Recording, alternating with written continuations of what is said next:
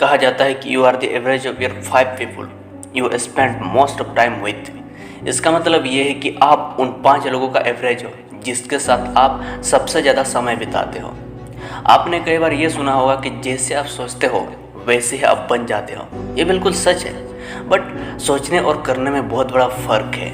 आपकी पर्सनालिटी कैसे बनेगी या आप खुद को कैसे इम्प्रूव करोगे, ये केवल आपकी सोच पर नहीं बल्कि आपके माहौल से भी जुड़ी होती है।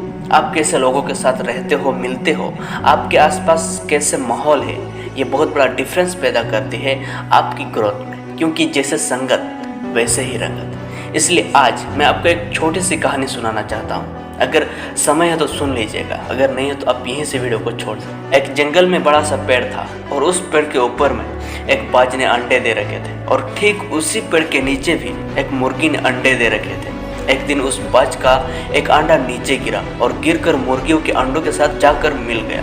कुछ ही दिनों बाद समय आने पर अंडा फूटा और उसकी एक बाज के अंडे में से वो बाज की बच्चा भी बाहर निकला। लेकिन दिक्कत की बात यह है कि निकलने के बाद वो ये सोचकर बड़ा हुआ कि वो भी एक मुर्गी है, क्योंकि माहौल ही वैसा था।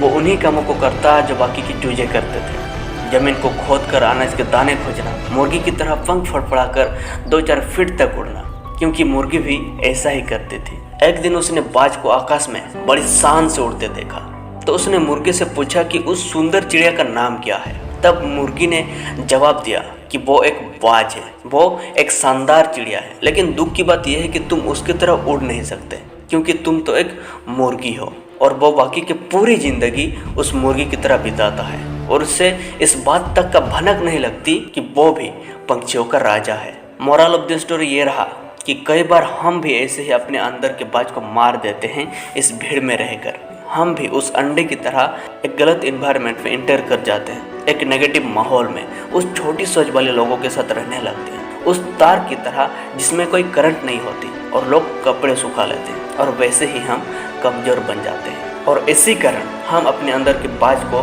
कभी भी जगा नहीं पाते। उन लोगों से मिलो, उन लोगों को फॉलो करो या उन लोगों के साथ रहो जो आपसे भी ज़्यादा स्मार्ट हो। आप जिस फील्ड में जाना चाहते हो वहाँ के वो एक्सपर्ट हो, क्योंकि आपकी बाज होने का तब तक कोई फ़ायदा नहीं जब तक आप उन मुर्गियों के बीच में रहते हैं। सिंपल बात है। एक डायलॉग मैंने यूट्यूब पर सुना था, कमाल का है, if you are smartest in your class then you are in wrong class. इसका मतलब ये है कि अगर आप अपने से कम नॉलेज वाले, कम प्रोग्रेस लोगों के साथ रहोगे तो आप कभी इम्प्रूव नहीं कर पाओगे। हाँ, ये बात है कि आप उन लोगों के सामने स्मार्ट रहोगे, लेकिन आपकी ग्रोथ कभी नहीं होगी उस ग्रुप में रहकर। अगर आप ऐसे ग्रुप में हो तो आप एक गलत ग्रुप में हो। अपने ग्रुप चेंज करो, वरना खुद को थोड़ा अकेला रखो, आइसोलेटेड रखो। वरना ऐसे ग्रुप में ज्वाइन करो जहां आपसे एक्सपर्ट हो।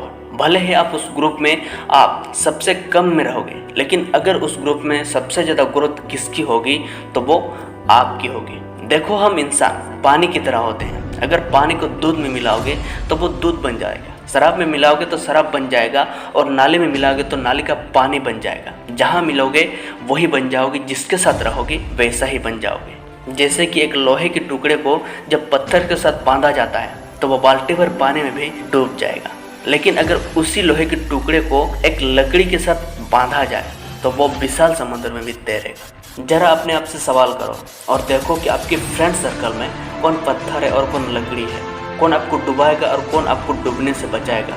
किसके साथ रहकर आपकी ग्रोथ होगी, किसके साथ रहकर आपकी नॉलेज बढ़ेगा, किसके साथ रहकर आपका फ्यूचर बनेगा और किसके साथ रहकर आपकी फ्यूचर बिगड़ेगा।